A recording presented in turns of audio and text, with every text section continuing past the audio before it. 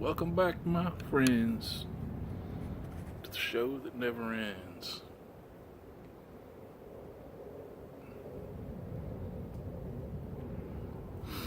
In 1987, I think, Roger Waters released an album called Radio Chaos. K-A-O-S. One of the songs on that album was called The Powers That Be.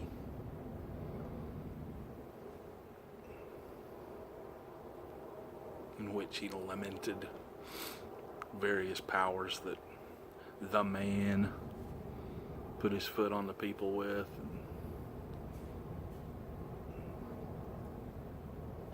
Well, I had a little run-in with the man this past week.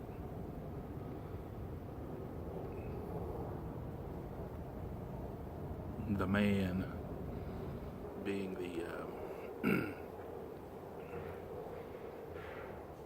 proprietor of this format video sharing software of which we use so widely,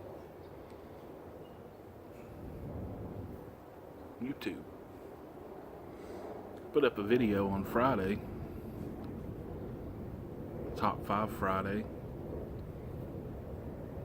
titled Top 5 Friday, Hollywood/Washington Sex Scandal.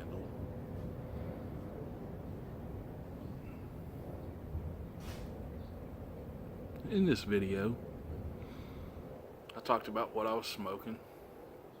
In this case, Ramsgate and my Butch Chicane pipe. In that case, something else.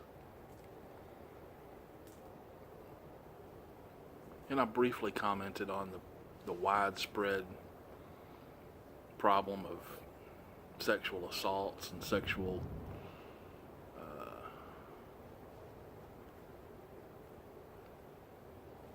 lost the word I was looking for. Harassment. It's everywhere.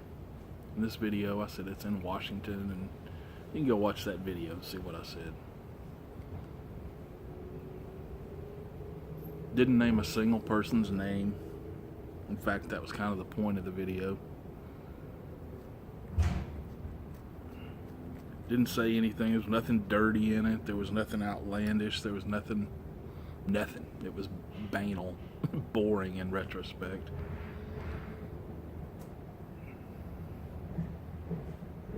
About 10 minutes after I put it up, it had 2 views. And then I got an email from YouTube. I'm assuming one of those views was YouTube. That you have received a community guidelines strike. This video, Top 5 Friday, Hollywood/Washington Sex Scandals, has violated our terms of service. About a 4 or 5 paragraph email telling me that I had done something wrong. They were removing the video. If I deleted the video, it would change nothing. They had placed a community guidelines strike on my account, which prevented me from doing anything live. Further strikes would include banning me from uploading videos for a time, and eventually the closure of my channel, unless I appealed the decision and was deemed in the right. The way it read was, this video was tagged for some content, community guideline, broke their rules content, and upon review, we agree and we have taken it down, blah, blah, blah.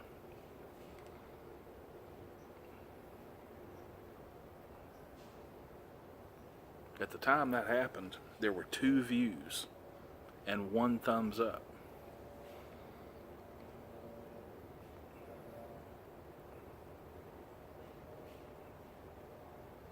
So somebody watched it and liked it, and somebody else watched it and it disappeared. I think that second watch was either me or YouTube.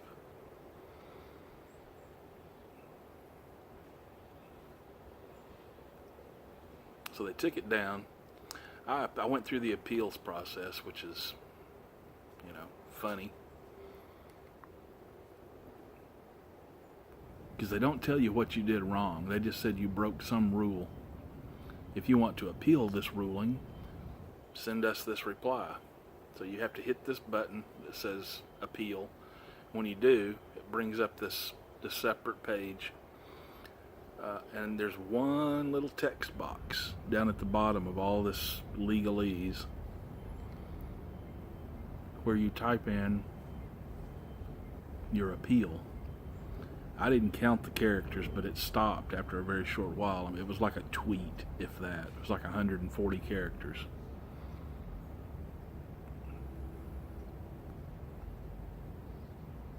I had enough room to type in something like,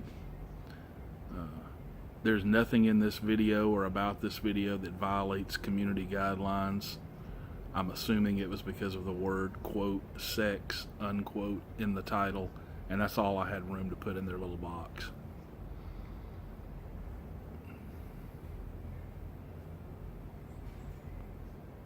I sent it off. And I guess it was about 24 hours after that, maybe. If you clicked on my page, my home page, the video wasn't there. But if you clicked on videos, now all the other videos were on the home page, but if you clicked on the videos tab, it was there.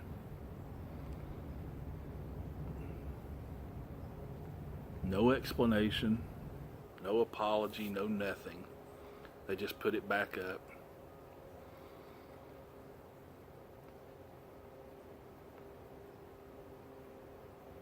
But I still think they've blocked it from some viewers, because most of my videos get between 60 and 70 views. This one's had 26 since Friday or Saturday.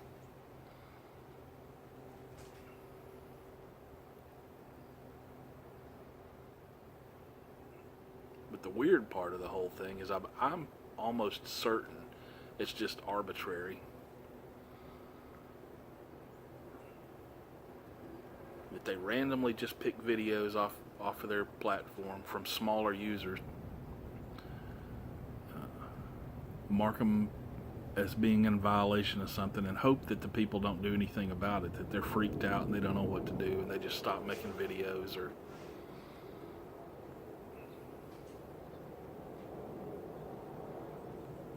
But if you appeal it, I don't even know that they watch it. I mean, there's nothing in there.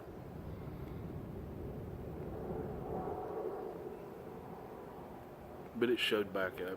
I know this happened to Pipe Squatch as well. They said his had porn in it.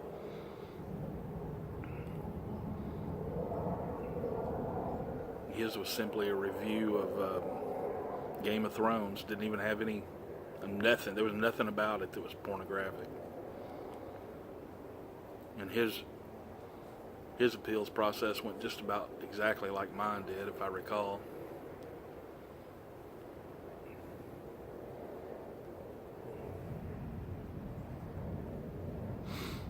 So, I mean, but from YouTube's standpoint, my channel, your channel, pretty much anybody that's watching this channel, is nothing but taking up space on their servers. Doesn't serve them, doesn't provide them with any value, doesn't do anything for them.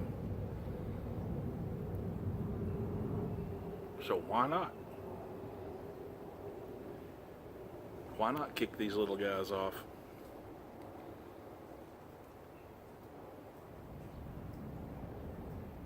They're on a campaign to get rid of people on YouTube.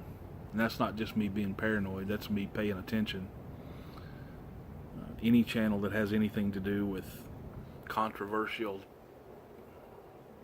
subjects such as firearms, those terribly controversial firearms, has been hammered. They can't monetize their videos anymore. I mean, there are people out there with 6 and 7 million subscribers, that this was pretty much their income, and all of a sudden they can't monetize anything gun related anymore. They can't make a dime off YouTube. Advertisers pulled all their sponsorship from various things. And what's funny about it, this is speculation on my part, but follow me here. Okay, the people that do make YouTube money, those 10, 20 million subscriber channels, 50 million subscriber channels, PewDiePie.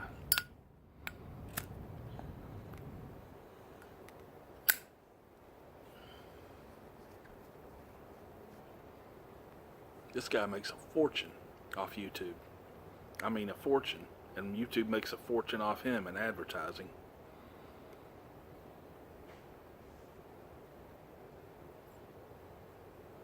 He's the reason, and I mean, it could probably be argued that he's the sole reason that all these advertisers started pulling their crap, because he spews all this crap on his channel. And he comes back and says, oh, it wasn't meant to be that, or it was a joke, or this, that, and the other. When you're spouting Nazi racist crap over and over again,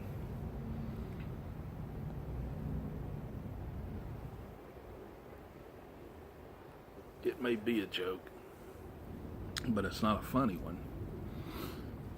It has repercussions, and we're seeing those. So their big cash cow, PewDiePie,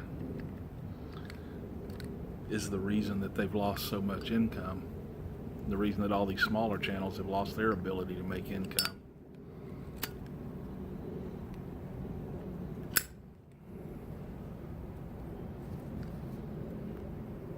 You can get deep into that, why advertisers pull advertising and what boycotting and all that crap does.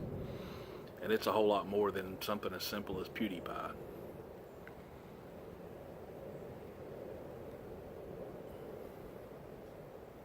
But advertisers are afraid. They're running scared. Advertisers, companies, everybody is running scared of offending the wrong group of people right now.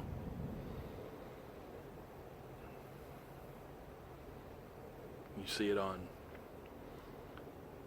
it over and over again. Boycott this, boycott that, boycott this, boycott that. And it works. Sometimes it doesn't work the way they want it to, but it works.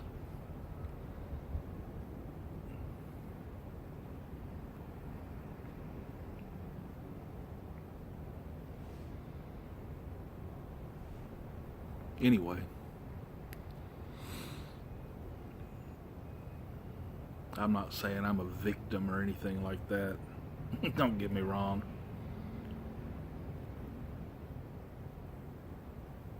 If I woke up tomorrow and was unable to make another video, it wouldn't drastically change my life.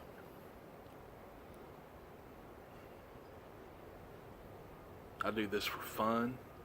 I do it for the enjoyment of watching other people's videos. I do it for the camaraderie and the friendship, so it would affect me in that way.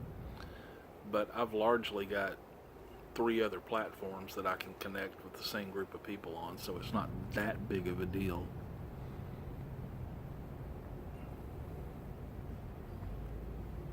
The part that bothers me most about it is the arbitrary nature of it.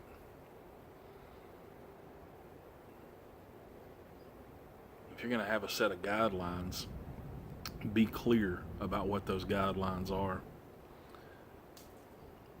And if you're going to ping somebody for having broken a rule, at least tell them what rule they broke. At the minimum, you can be wrong about the fact that they broke that rule, but at least tell them something, give them something to go on.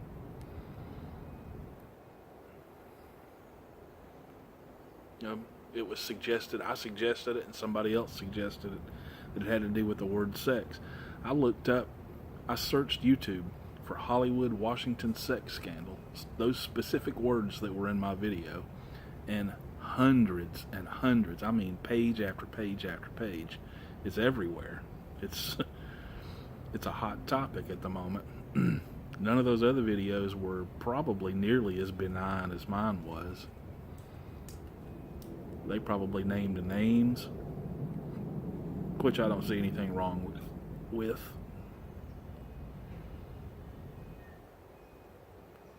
Mine was a sarcastic little social commentary on the widespread prevalence of this garbage that's going on.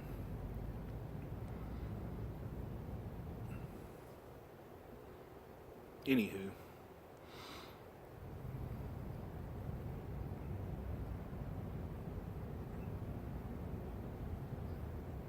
life goes on. Enjoy your pipe.